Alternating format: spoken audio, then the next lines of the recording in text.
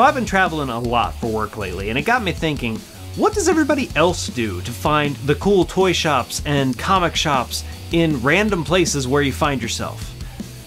For example, like Japan? Shut up. I'm going back to Japan.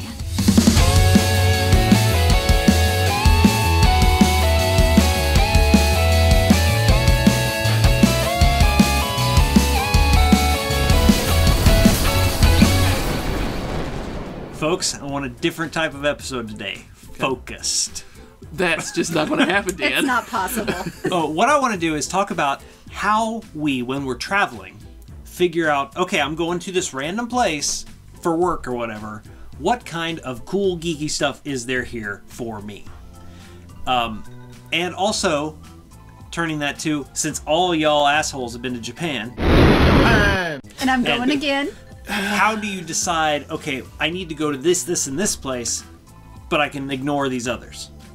Okay. Oh, so okay. hunting for toys or geek stuff. Exactly. So take Japan first, and then we'll talk about travel in general in the U.S. Well, Japan's pretty easy. You do your research first. Well, right, but what is that research? It's, where do I find geek stuff? There's this place called Google.com. I know, I but mean, I'm if you saying, join if the it comes back millennials- to, like, 50 different places, It does. and you've got 2 days, If it starts with the words mandarake, you're in the right place. You're right. Okay, so for me, for example, I'm obviously the game collector. Where I always go for my Japanese Super gaming Potato. stuff. Super Potato, which is in Akihabara. Right. Akihabara is the video game. Akihabara is the electric Electric town. So a lot of things have migrated from Akihabara to like Shibuya and Shinjuku. Shibuya! Booyah! I do that all the time. Right. Thank you for not focusing, right? But yeah, every time.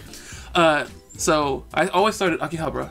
I always hit up Super Potato, and then just shops around there. But then also gaming stuff lives in Shibuya, Shinjuku, Right. and finally, I think the biggest one I like to go to is Nakano Broadway, and that's where the Mandarake is.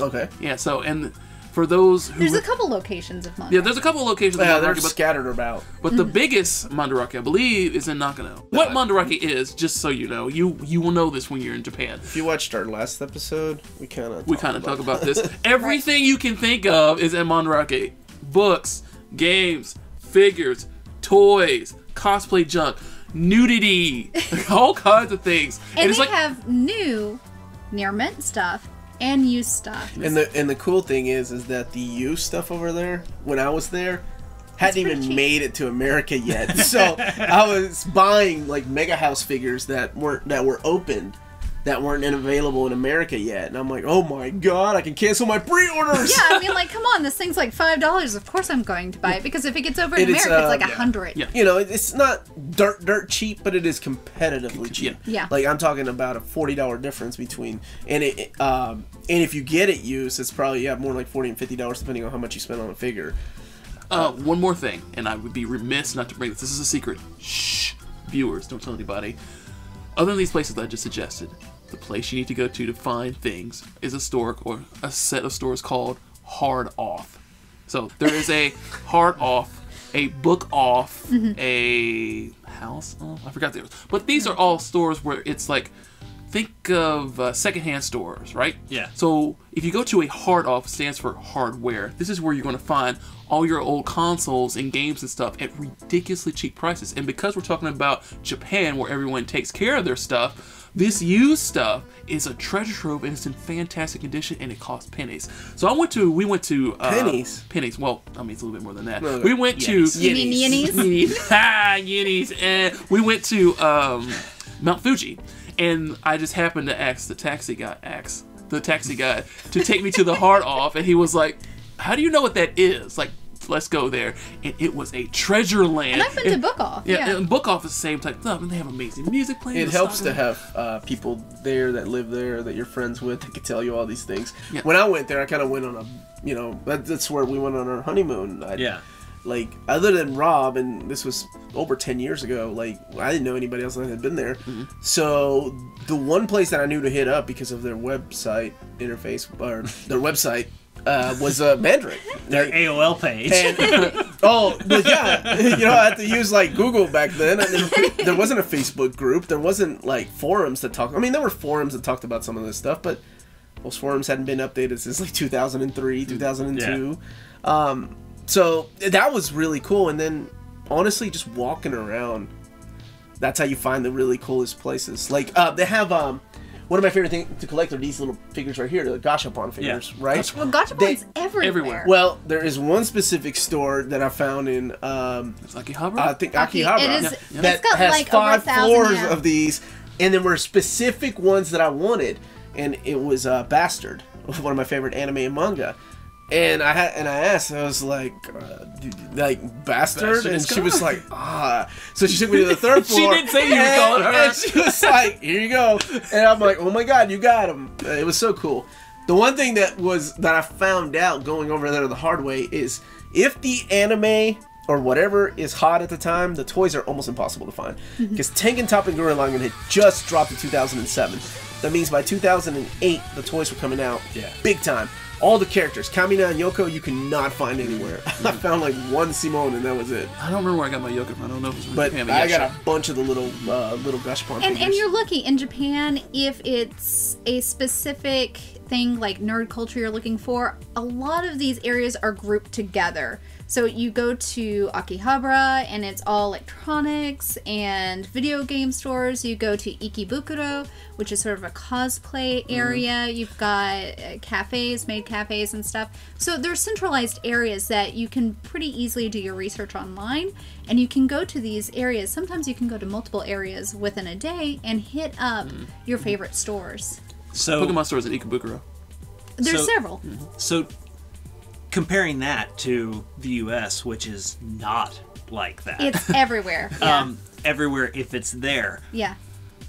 What have you all done when you're just traveling to a place that you just happen to be going to say, because my standard, and the reason I ask, Tell your experience is like I always have like the same kind of like method of, all right, let's search Google Maps for comic books, and I start there, and then I kind of build out from that, and it's like, okay, well, here's a shop, okay, and then like it's just kind of following breadcrumbs of like, you know, related things and whatnot, because, you know, for instance, this last time I went to the Fort Worth area, found a couple of places, and then like all of a sudden it's like, oh, okay, here when I'm looking on day 2, I'm not real sure what I did differently, but now all of a sudden the vintage toy shops are showing up in my searches. So I'm curious what you guys do when you, like, if you have a system for how you look for these things.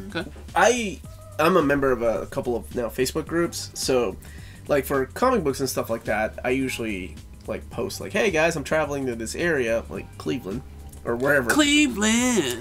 And you know, what place should I check out?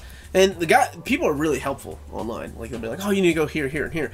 For when I went to Vegas, I was like, I'm just gonna go everywhere those guys, what are they called, the Pawn Stars? Pawn Stars, yeah. Pawn Stars, but the guys that go around and buying people's shit like Transformers and stuff. Like they visited several shops. I'm like, I'm just gonna go where they went. And then I did. That's what I did. I went to the vintage toy shops there. I met up with my buddy Gabe. And we did some comic book stores and then some toy shops down there. That was pretty cool.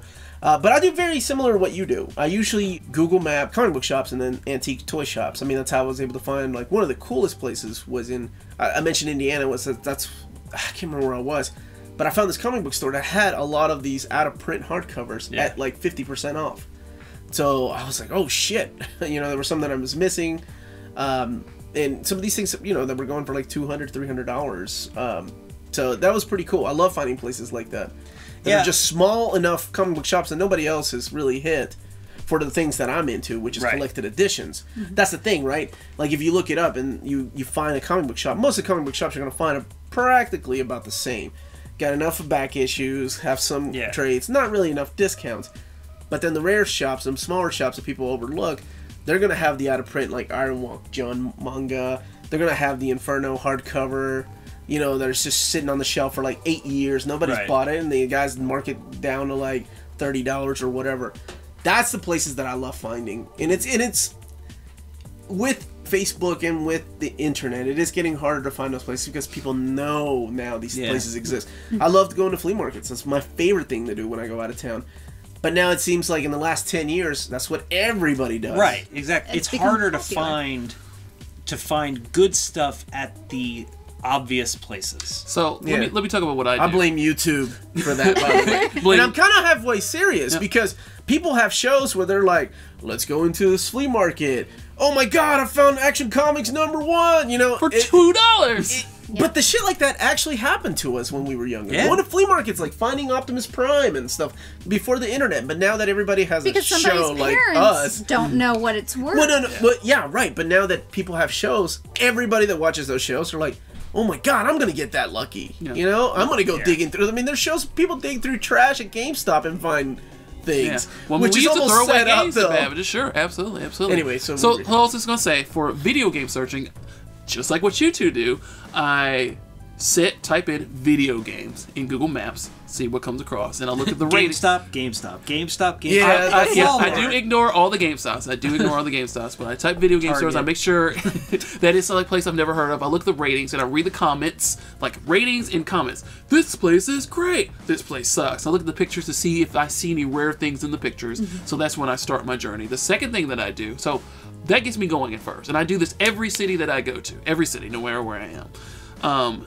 The second thing that I do, and this helps me, I believe people know where the best stuff is. I type in arcade or arcade bar, because I know if I go to a place like 16-bit in Columbus or Cincinnati. When you meet people, I was going to say conventions are a good thing. So if I go to these places, like the last big trip I took was in Boston, and there's a lot of vendors were at PAX, but then they also were like, hey, you can go here, here, and here, and these places are cool places. Yeah. So if I type in, like, you know, I think when I was in, I forget, Dallas maybe, I typed in arcade bar and I found something similar to 16-bit or whatever, and I went there and it was a great arcade bar, and I started just talking to the nerds that were playing games, like, hey, where can I find some really cool, like, old vintage collector video game type stuff? Oh yeah, you need to go here, here, and here, and I have my Google Keep, I put my notes, the next day I go out and venture. So typing in video games, typing in arcade or arcade bar, and talking to people is how I find my loot. And I've actually come back, usually when I take these trips, I find some really cool loot. Like when we found Warp Zone in Columbus, that was just us going video games. That guy remembered us when I went back up there a couple of months ago. Yeah. Because he cut me a deal.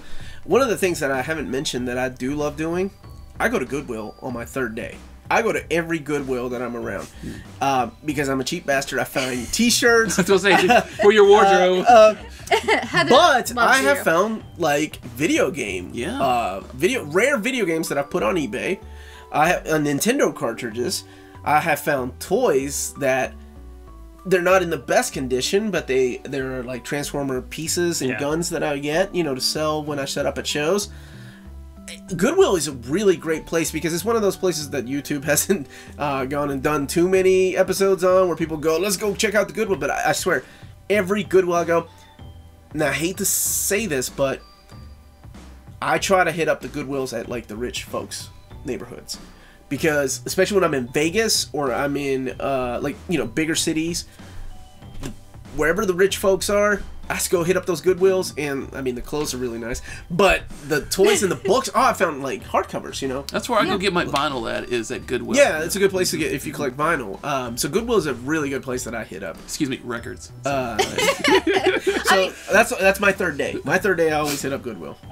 When I go to conventions, I always ask people that I know or I meet, or if I go to like a city and I have cosplay friends that go there or live there, I say, hey, what's the best food places? What's the best nerdy places around? And usually you can get really good information from the locals because they know these small little mom and pop shops that you're not necessarily going to find with a Google search. And then, of course, YouTube. YouTube's great for finding like nerd culture in Dallas or, you know, any larger city. Cool.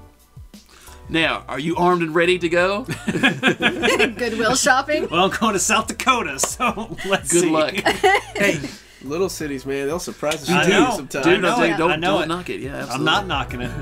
How do you find cool places when you're traveling? I'm very curious to know what strategies you use and what do you find to be the most useful thing to do before and when you just find yourself in a strange city.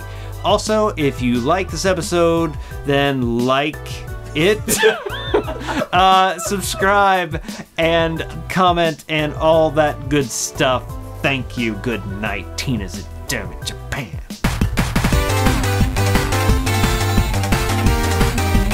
Yeah, Lydia's like, we're trying to get some sleep, and our white noise machine is on. Can we at least have that, please?